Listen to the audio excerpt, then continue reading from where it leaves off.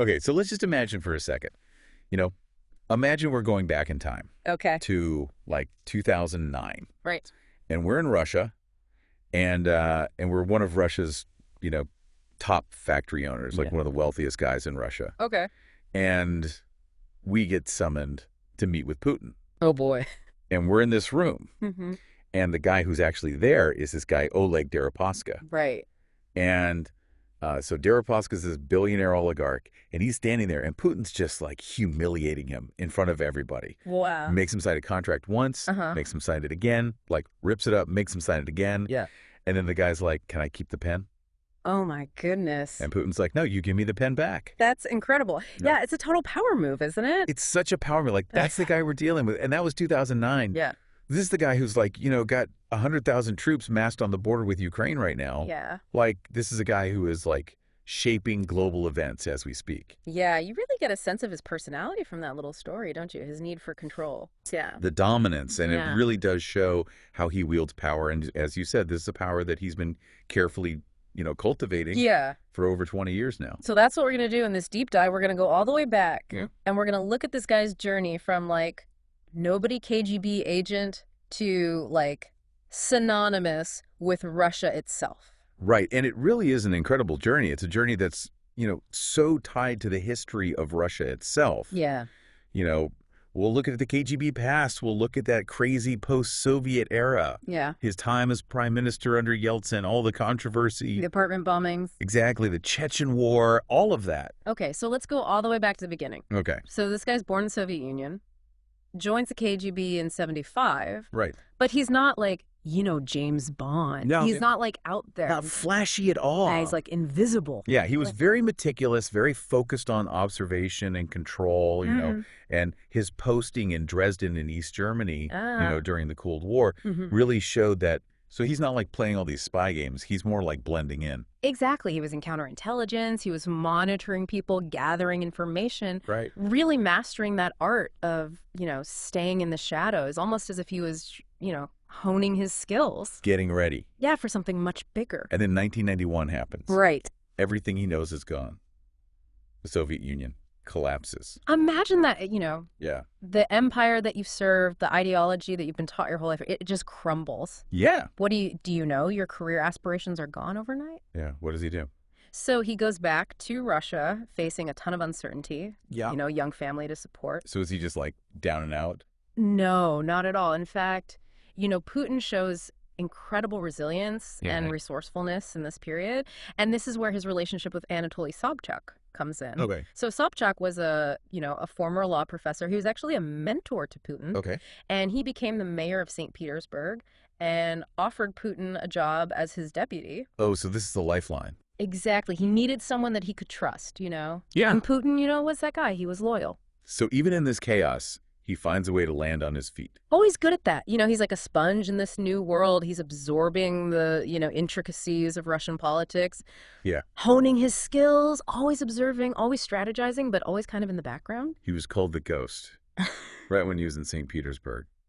Yeah, I think that really sums up his approach. Yeah. He was never interested in the spotlight. Right. He was a master of subtle influence, understanding where the power flowed. Right. And how to, manipulate it to his advantage. Oh. And this becomes even more clear when you look at Sobchak's escape from Russia. Okay, this is a story I want to hear. Yeah, so Sobchak, was a rising star, but he kind of fell out of favor with Yeltsin. Faced all these criminal charges. He wasn't allowed to leave the country. Right. And then all of a sudden he shows up in Paris. Okay, how did he do that? This was like straight out of a spy movie. Putin orchestrated this whole thing. Wow. He got a private jet from Finland, to take Sobchak out of Russia right under the noses of the authorities. So that shows his loyalty. To do that. Yeah, it was risky. It was a huge gamble, but it paid off. And it got Yeltsin's attention. More than anything, it was this act that caught Yeltsin's attention. So this is interesting. So the guy who's like, Putin was loyal to this guy, Sobchak. Yeah. Sobchak. And Yeltsin didn't get along. Right. And now Yeltsin's like, I need a guy I can trust. Exactly. Yeltsin was vulnerable, Right. He needed someone that he knew would be loyal, and that's where Putin comes in. Wow. So this is where things get really, really interesting. Okay. This is where we see the rise of Putin Right. to the top of Russian power. Right. But it's a rise that's, full of twists and turns. Okay. And it really starts with a very dark chapter in Russian history. Okay. The apartment bombings of 1999. Okay, so we've got Putin, now he's prime minister. Right. But nobody really knows who he is. Yeah, he's still a pretty obscure figure at this point. Right, so how do you go from KGB guy in the shadows to run on the whole country? Well, this is where Yeltsin's political savvy comes in, Okay. He knew that he needed a successor, Right. Someone who would protect him and his family, someone who understood how power worked, Right. to ensure a smooth transition. Right. And Putin, with his KGB background and his loyalty, seemed like the perfect fit. Good.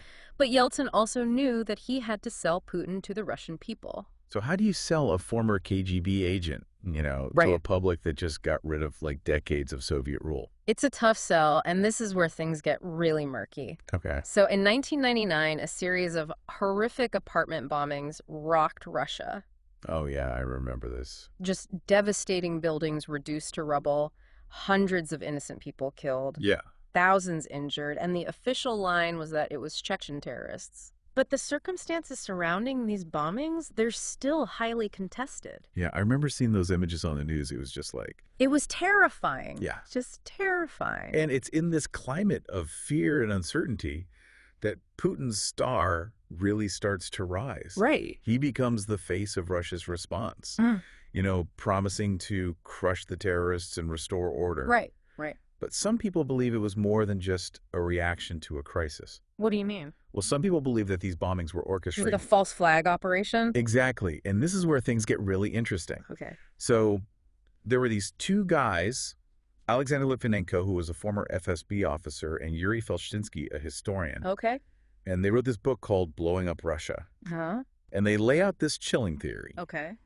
They allege that the FSB, under Putin's direction, actually orchestrated these bombings. Wow. As a way to consolidate his power and to justify a new war in Chechnya. So you're saying that he was willing to, sacrifice the lives of his own citizens. Wow. To advance his political career. It's a very disturbing theory, and it's one that's still fiercely debated to this day. Right. Some people dismiss it as a conspiracy theory. Others believe that it raises serious questions about the official narrative. Well, I mean, how do you even, get to the bottom of something like that? It's almost impossible, especially in a country like Russia, where the government controls so much information. Right. And that's what makes this period so crucial to understanding Putin's rise. Okay. Whether you believe the FSB was involved in the bombings or not, the fact remains that Putin seized this opportunity. Right. He used the fear, the uncertainty to his advantage. Yeah. He launches the Second Chechen War. Right. And he portrays himself as the protector of Russia against terrorism. It's like that wag the dog thing, right? Yeah. Create a crisis. Right. Or you use an existing crisis and then you use that to distract from other problems. Exactly. It's an age-old tactic. And it worked for him. His popularity soared after the chaos and instability of the Yeltsin years. Right. Many Russians were longing for a leader who could bring back order. Right. Someone strong. Exactly. Project strength. Yeah. So Putin steps into that role. Okay. So he's got the whole, strong on terrorism thing going for him. Yeah. But is there more to it? How else does he build up this image? Oh, yeah. He was very aware of the power of image. Okay. Of crafting a persona that resonated with the Russian people, We see him, shirtless on horseback, engaging in judo matches, diving for ancient artifacts, It's all very carefully staged. Oh, absolutely. It was all about projecting this image of virility and strength. It's like a reality show. Pretty much, he understood the power of television controlling the narrative. Mm-hmm. He would hold these televised government meetings where he would publicly berate his ministers, almost like a mob boss. Wow. It was all about reinforcing that image of the leader who demands results and tolerates no dissent. So he's using all the tools he has to shape public perception. Exactly. He was a master manipulator, and it worked. Okay, so he's got this image, the strongman image, and it works. He's popular. Yeah, it really did resonate with a lot of people who, were looking for that stability and strength, but of course not everyone bought into it. Right. So what happened to the people who didn't like this whole, strongman thing? Well, Putin's control, it went way beyond just TV, you know? Right. He really cracked down on anyone who disagreed with him. Okay. He muzzled independent media. Wow. Silenced opposition figures, you know, journalists who criticized him. They were harassed, imprisoned. Some of them even died in suspicious ways. So it's like, on the one hand, you have this stability. Yeah. But on the other hand, you have this, like, really dark side to it. Yeah, I mean, the stability and prosperity definitely came at a cost, you know, cost to freedom, human rights. Yeah, and it's interesting, like, you know, one of the people we looked at was Margarita Simeon, is the editor-in-chief of RT, you know, Russia's state-funded media. Yeah. And she talks about, you know, how bad things were in the 90s. Right, with the poverty and despair. Yeah, people struggling to survive. Right. And then Putin comes along and things get better. Yeah, for a lot of people, he brought a sense of order and economic improvement. So she's saying, like, the trade-off was worth it. Yeah, that's her perspective. And it's a perspective that resonates with a lot of Russians who lived through that time. Right. But it does kind of ignore the, you know, the dismantling of democratic institutions, Right. silencing opposition. And it all goes back to that image of him, like, humiliating that oligarch. Yeah. Demanding obedience, showing he's the one in control. Exactly. That image, it's like a microcosm of his whole approach to power. And you see it today, right, with what's happening in Ukraine. Yeah, absolutely. With Russian troops on the border, it's a reminder that, you know, his grip on power has only gotten stronger over the years. So it's a story of power. Yeah. And how it can be used and abused. Yeah, absolutely. It's a cautionary tale. You know, it shows how the allure of a strong man can lead to the erosion of democracy, Right. suppression of individual rights. Yeah, so where does Russia go from here? That's the big question, isn't it? It is. You know what happens when a system built around one person starts to crumble? Yeah, Putin's legacy is complicated. Very much so. It's a mix of, you know, strength and ruthlessness, Yeah. economic revival, but also political repression. So if you want to understand Russia today, You have to understand Putin. yeah, it's a fascinating story. It is. A little scary at times, Yeah, for sure. but definitely worth understanding. Absolutely.